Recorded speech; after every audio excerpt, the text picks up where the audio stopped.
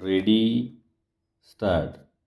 A three-judge bench of this court in Larsen and Toubro Limited and another versus State of Karnataka and another reported in 1 SCC 708 was faced with the question whether taxing the sale of the goods in an agreement for the sale of a flat by a developer or promoter was permissible.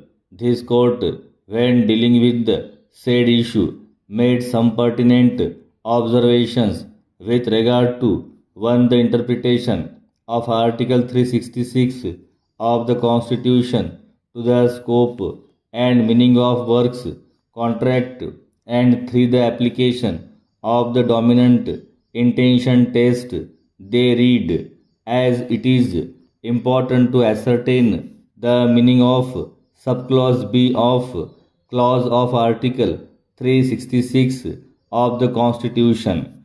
As the very title of Article 366 shows, it is the definition clause. It starts by saying that in the Constitution, unless the context otherwise requires, the expressions defined in that article shall have the meanings respectively assigned to them in the article. The definition of expression tax on sale or purchase of the goods is contained in clause.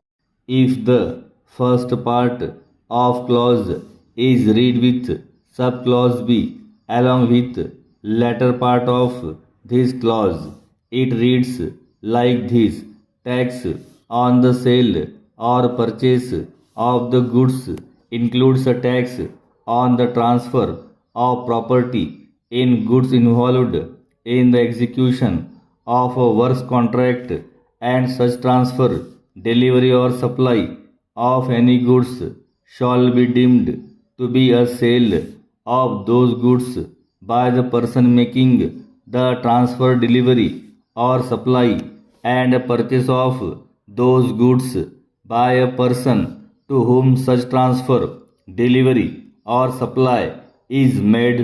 Para. The definition of goods in clause 12 is inclusive. It includes all materials, commodities, and articles.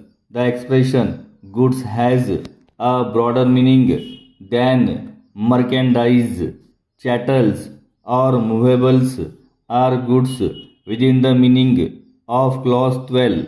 Subclause B refers to transfer of property in goods involved in the execution of works contract. The expression in some other form in the bracket is of utmost significance, as by this expression the ordinary understanding of the term goods has been enlarged by bringing within its folds goods in a form other than goods. Goods in some other form would thus mean goods which have ceased to be chattels or movables or merchandise and become attached or embedded to earth.